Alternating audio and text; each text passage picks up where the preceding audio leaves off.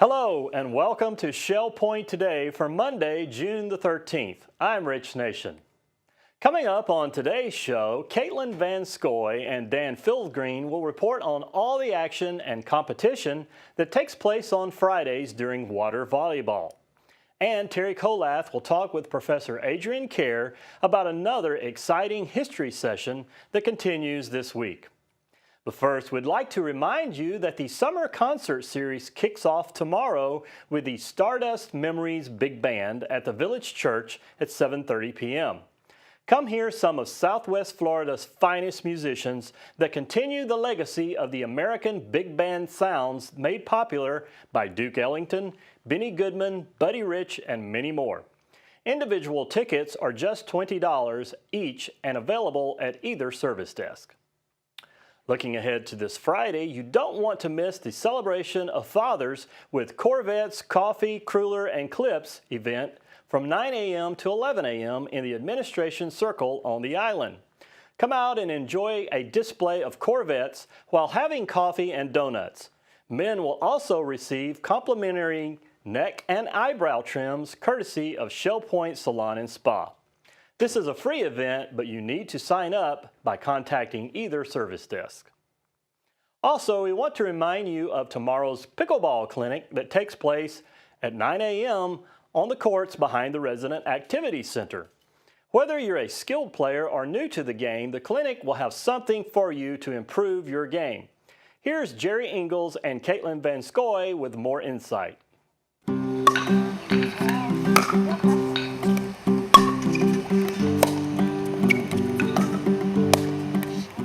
Hi, I'm Katelyn Van Scoy, and I'm here with Jerry Ingalls, and we're just here at the pickleball courts, hitting around a few balls and hanging out. And so, Jerry, why are we here today?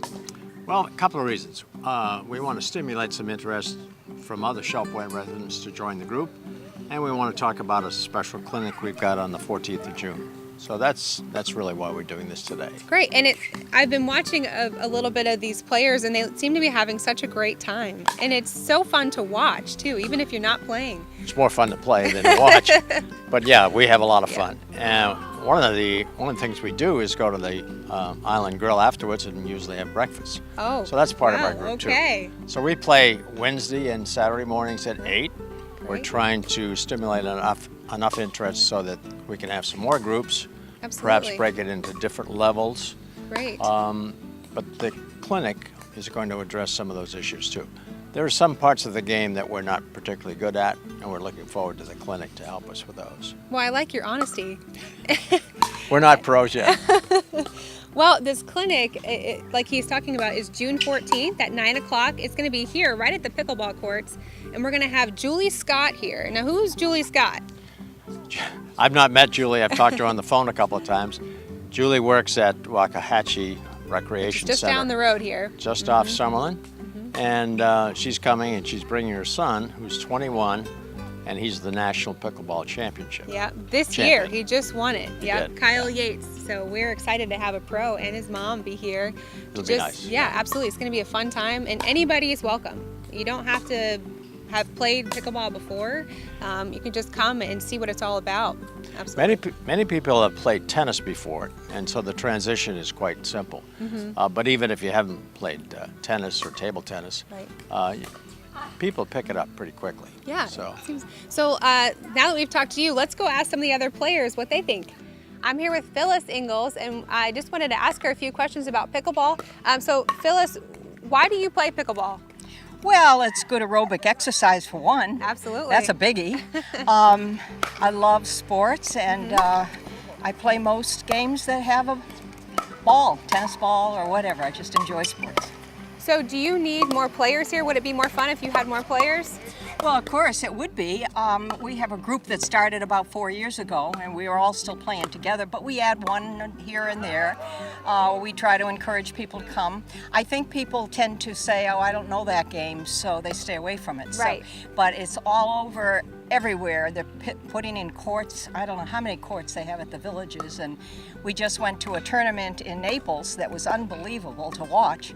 So and loaded with people. So I think it's a coming thing, and I think the becoming people popular. Yep. I think the people here have to just step outside the box and say, let me try it. Absolutely. And that workshop will help with that. Coming up, the workshop is going to help people to get introduced to the game too as well. Oh, absolutely. Just come and watch. And I think there's going to be a speaker coming sometime in June, which Jerry may have already spoken about, but that is a big help. That's how I started. They had a speaker here, and from there we all came out, and we hit balls all over the place. I mean, up in the trees and up in the grass, and now you notice it's staying on the court. I've been watching you. You are much better than that, so you did a great job. It's staying on the court. Absolutely. That's a big help. The trick with a wiffle ball is if you've played tennis, you're an easy fit for it. Excuse me, you're an easy fit for it. If you haven't played, or even if you have played tennis, the difference is with a wiffle ball, it just bounces and dies. So you have to be there for it. Right. If you play tennis, of course, it bounces and it bounces back to you, and you have this wonderful time to get ready. Not so with pickleball. It's fast and it's at the net, but it's not a lot of running. You run more with tennis than you do with pickleball. I'm here with Don Heintzelman, and Don, are you having fun today? Oh, sure. It's Yeah? great fun, great people. Great. Great people to play with. Yeah, so what would you have to say to the Shell Point community about pickleball? One of the things that you might realize is that there is equipment in the little shed by the pickleball court, and you can come anytime with a group and practice, and maybe you do that for a while until you get the idea of the ball and the bouncing. Absolutely. And then eventually you would be more interested maybe playing and keeping score. There's a number of videos on YouTube that you can watch also, which is helpful, but of course the playing is the best thing. And also because of the people. Absolutely. What do you enjoy most about pickleball? The challenge of trying to get better and trying to see if I can hit the ball and have it go where I want it to. Yeah, absolutely. Keeping my eye on the ball. If I've heard that more than one time from my co-players. Keep your eye on the ball. Yes. Okay. Well, that's good advice. Good advice.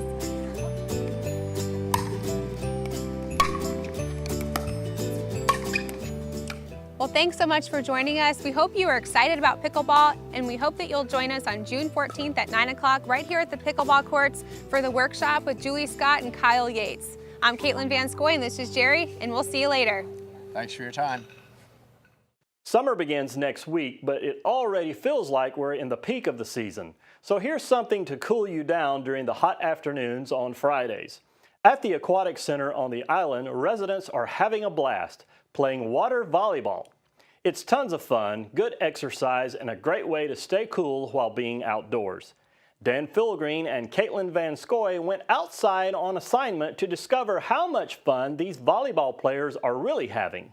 When the competition became fierce, were they able to keep their cool?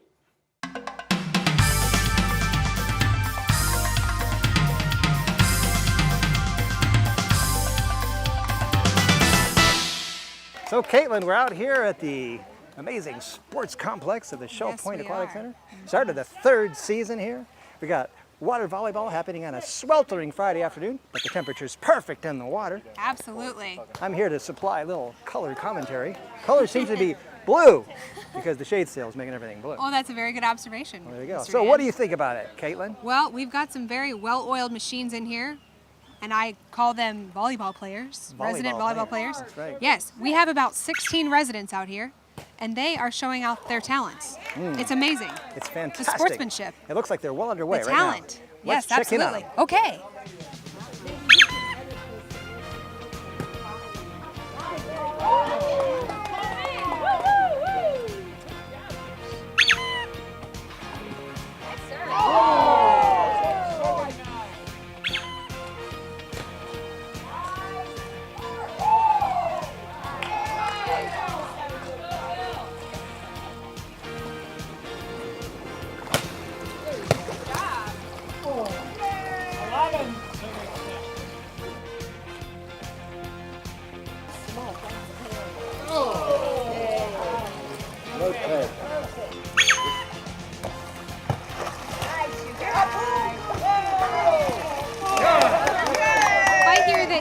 you started this whole water volleyball group? Well, actually, my wife did, because they played it once in one of the exercise classes, and it was so much fun that she decided she'd find out whether we could set a time and get some equipment and do it on a regular basis. So Tell me, 2 years, awesome. Now tell me what this thing is that you have in your hand. well, originally, they need somebody to enforce the rules and keep the score for them. Okay, so that little horn is to... And the little horn, they started out with a whistle, and there's no way I would have blown my brains out. So I went and got a bicycle horn. So we're using the horn instead of a whistle, and it gets their attention. What do you enjoy most about this game? Watching them have fun. That's the great thing for me, just watching them enjoy themselves. The difficulty is keeping them under control, but that's okay. They're a pretty rowdy group.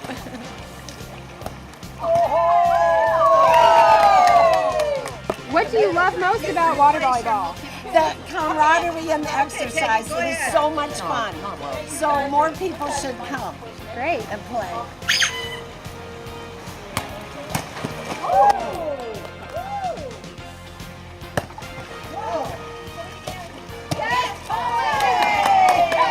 So this group plays at the LifeQuest Aquatic Center at 2:15 every Friday, and they'd be happy to have you, and it's so much fun. So we hope that you'll join this group and just have a good time exercising and just laughing with Shell Point friends and neighbors. Well, Katelyn, I think that wraps up another exciting afternoon, this amazing matchup here at the Shell Point Aquatic Center. Absolutely. Back to the studio. Dan Philgreen signing off. And I'm Katelyn Van Scoy.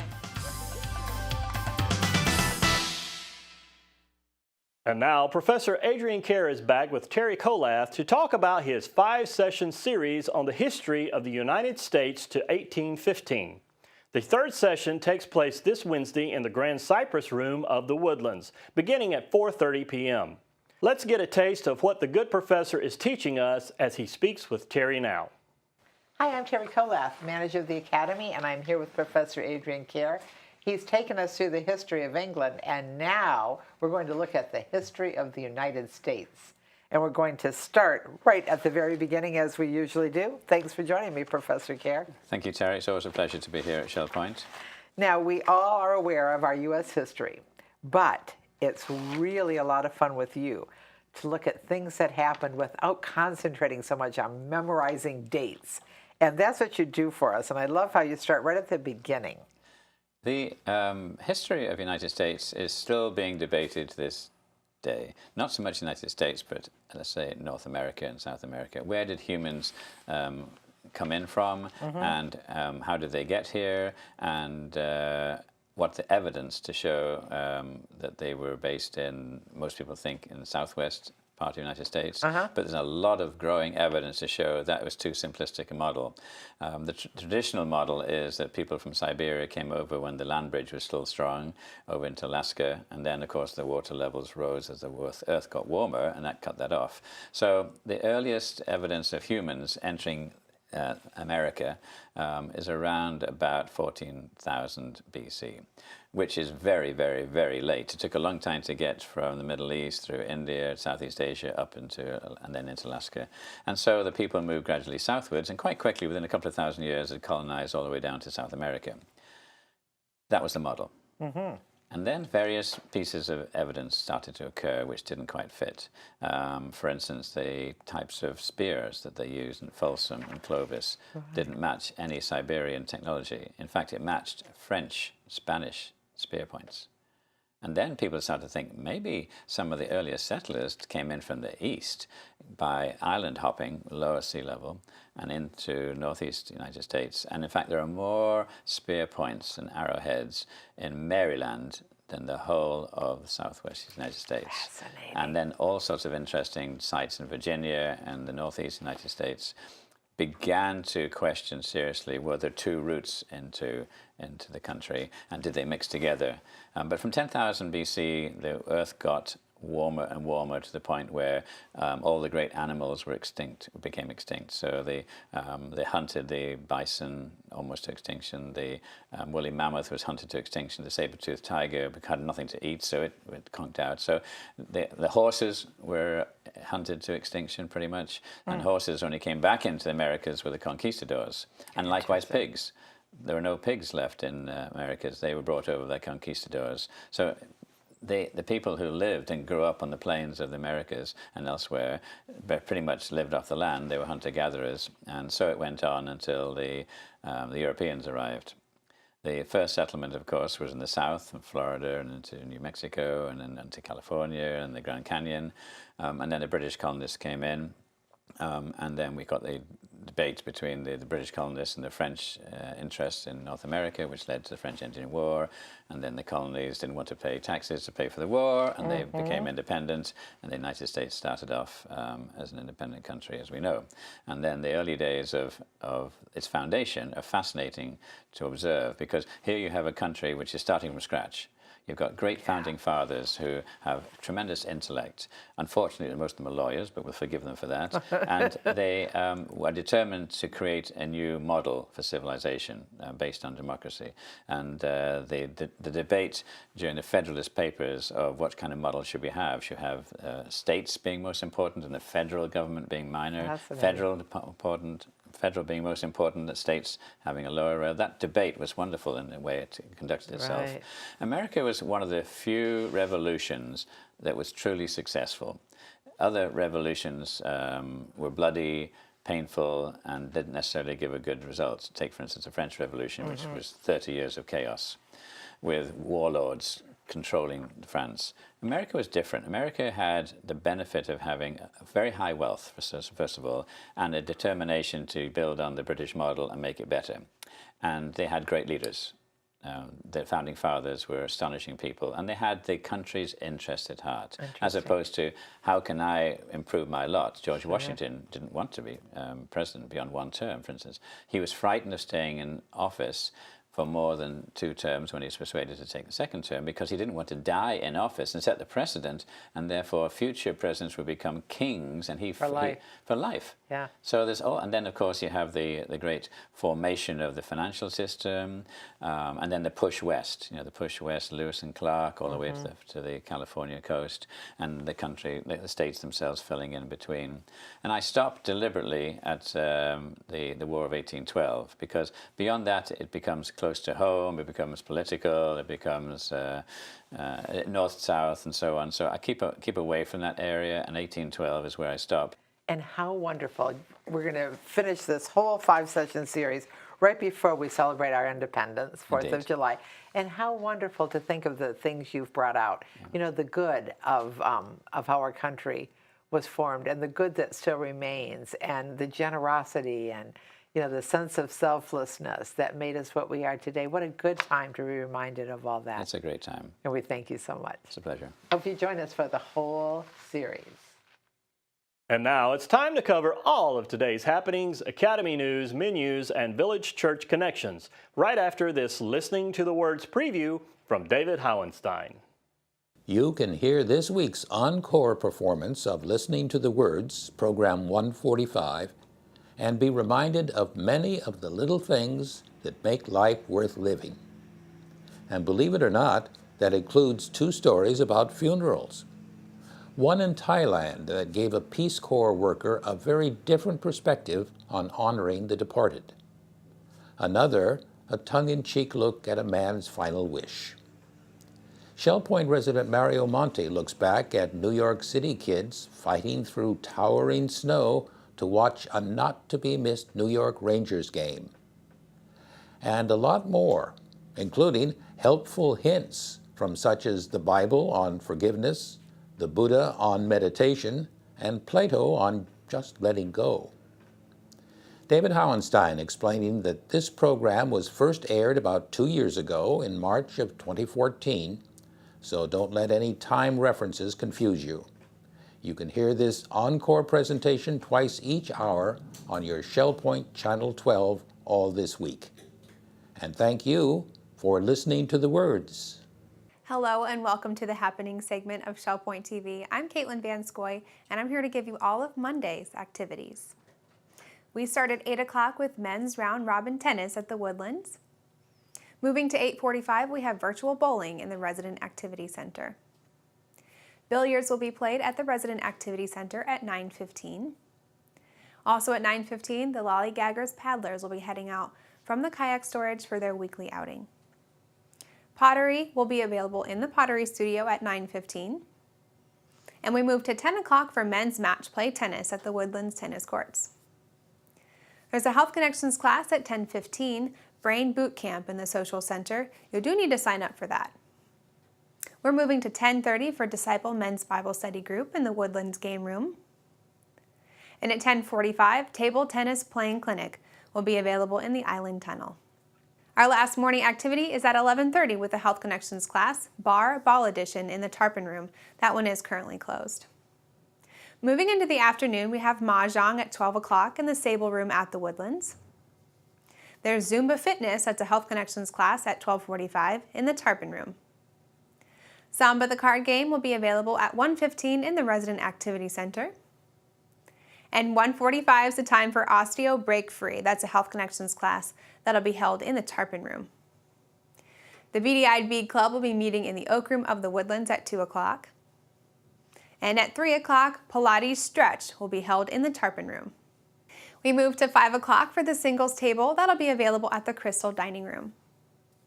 At 6 o'clock, our lobster bake dinner starts, and that'll be in the Woodlands Commons. You do need to sign up, and you do need a ticket for that. At 6:30, beginner square dancing will be in the Tarpon Room. Also at 6:30, duplicate bridge is in the game room of the Woodlands. Our last Monday activity is square dancing in the Tarpon Room at 7:30. I'm so happy you joined me here today. I'll see you right back here tomorrow. Hi, I'm Teri Kollath with your Academy information for Monday, June 13th. At 10:15, we have an iPad class, Apps, continuing in the Manatee Room on the island. At 10:30, our Anatomy of Words group meets in the Oak Room of the Woodlands, and they welcome everyone. At 1 o'clock, Mahjong Defense and Strategies continues in the Country Kitchen on the second floor of the Arbor in the Woodlands. Tomorrow, you have 2 opportunities to experience the virtual dementia tour. You must call 600-6424 to register. Menus for Monday. In the Crystal Room, the Crystal Platter is chicken cacciatore with angel hair pasta. The dinner special is Old Home Cooking Night for $13.95. The soup of the day is split pea. In the Island Cafe, the sandwich special is a turkey burger with sweet potato fries for $7.75. And the Palm Grill is closed on Mondays. All menus are available 24 hours a day at www.shellpoint.net. Hi, I'm Dotty Morrison, and I'm here today to invite you to a special meeting of the Global Outreach. It's going to be called Global Snapshots, and we're going to have a tour guide named Jerry Nanfelt. Jerry, thanks for coming today. Thank you for having me. I understand that you're going to take us on a quick world tour, and I'm excited to learn about it. Now, do I need my passport? No, you will not need a passport, but we are going all around the world. Wow. Where? We are going to the Middle East, to countries like Syria and Lebanon. We're also going to Central Asia, to some very sensitive areas, countries whose names I can't mention to you. All right. And we're going to North Africa, to Senegal, and then to Indonesia. Wow, that sounds like a great trip. Now, why are you calling this Global Snapshots? I'm calling it Global Snapshots because a snapshot is a quick picture that tells a story. Okay. And I want to tell stories from around the world, which will present a big picture of what God is doing all over the world. Wow, okay. So, you know what? Why don't we give a little glimpse of what you're going to be doing by taking a really fast trip to the Middle East right now? What do you think? Okay. All right, let's do it. Okay. Hi, my name is Hassan and I am 8. I live in the Middle East with my grandmother, dad, sisters, and our birds. Let's go. My school is just for boys. These are my friends. I have class every day but Saturday. Afterwards, I am very hungry. Today we are getting my favorite snack, hummus and pita. Hummus is kind of like peanut butter but made with chickpeas and sesame seeds. Pita is a round, flat bread. It's best when it's hot. This place is always busy because it's very, very good. It gets very hot here, so we like to come down and eat together by the water. My sister and grandma like hummus too. I love living close to the water. When we don't go swimming, we like to throw rocks. The city where I live is very old. My sister and I love playing on the ruins. We like to pretend we are living in a fort. It's fun to watch all the ships come in. When we go home, it's time to wash up for prayers. I have to wash my hands, face, and my feet. I have a special rug that I kneel on when I pray. Now it's time to do my homework. I am learning to read and write Arabic. While my grandma is making dinner, we like to play school. I like to be the teacher. Tonight we are eating spaghetti. Grandma takes good care of us. Thanks for hanging out with me today. Bye. Well, I hope you're going to join us on Wednesday, June 15th at 10:15 in the Village Church Hospitality Room for Jerry Nanfelt's quick trip around the world with global snapshots. And be sure and come early. I understand we're going to have some treats from around the world. See you there. Thanks for joining us for today's program. Tomorrow, we'll learn more about the Father's Day Corvette Show that's happening this Friday at Shell Point. And Melanie Broad will be out at the Aquatic Center again to give us another exciting fit tip. Until then, this has been Shell Point Today for Monday, June the 13th. I'm Rich Nation, thanking you for joining us, and we look forward to seeing you again here tomorrow.